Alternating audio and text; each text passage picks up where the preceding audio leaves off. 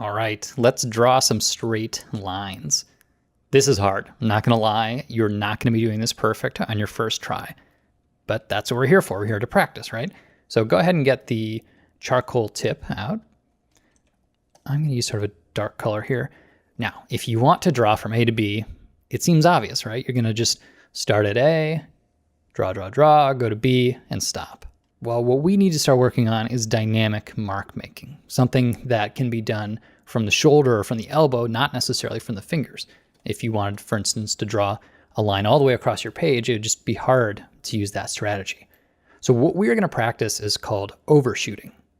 What that means is that I might put down my stylus tip here on A, and I'm going to go past B. So watch how this works. It's going to be a quicker line. You can see here it started a little lighter, gets darker, and then it gets lighter at the end. That indicates that here is where I was sort of giving it the most pressure. Well, a nice thing you can do now is just erase what you don't need.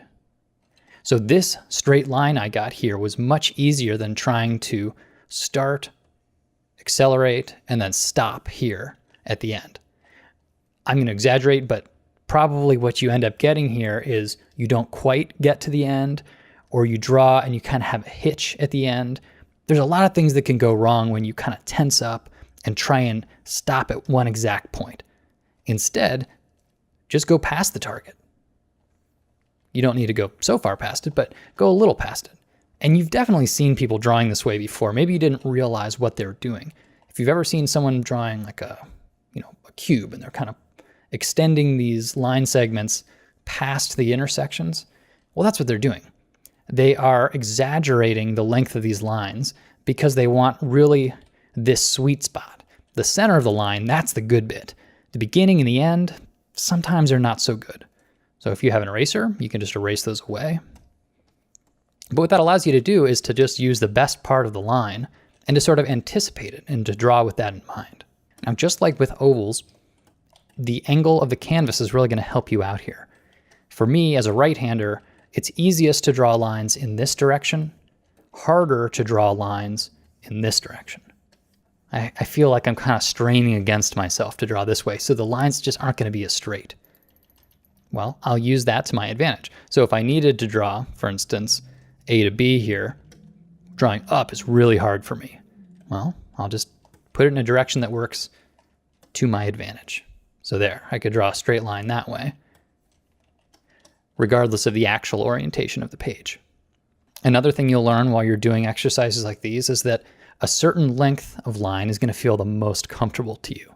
So we'll play with zoom to help that to our advantage. So if you wanted to draw a small line or a big line, they could be essentially the same size as you draw them, just like the ovals, nothing different here.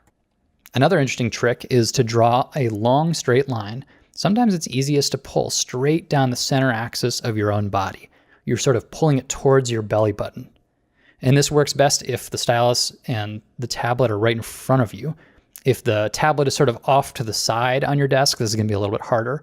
But if you're able to align your hand to be literally like on a string straight out from your belly button and sort of pull in towards yourself, you can pull an amazingly straight line. Now here I'm sort of resting my palm and sliding it along the tablet surface, so I'm doing a bit of stabilizing. My fingers are still, and the muscles and bones that are moving are really more my shoulder and a little bit of elbow. Remember, big mark, big muscle.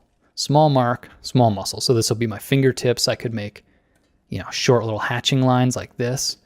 But if I wanted to make bigger line segments, I'd be sort of locking my hand and wrist and pulling from the elbow. But once again, there's no perfect way to do this. My encouragement is that you try this with a variety of different grips. Try holding the stylus as lightly as you can. See how that happens. See if you can make a bunch of light marks in sequence. It's harder than it looks.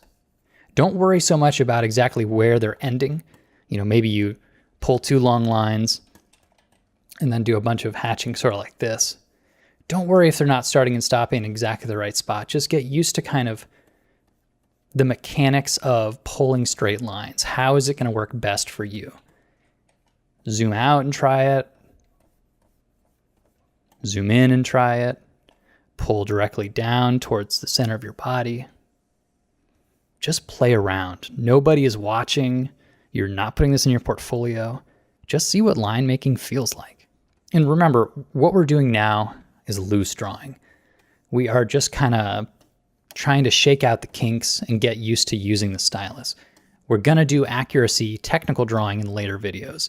But right now, just focus on moving. It's like a dancing class or something. You just got to kind of loosen up and see what your body's capable of. And a lot of it is really possible only through repetition. So put on some good music and just make a bunch of lines.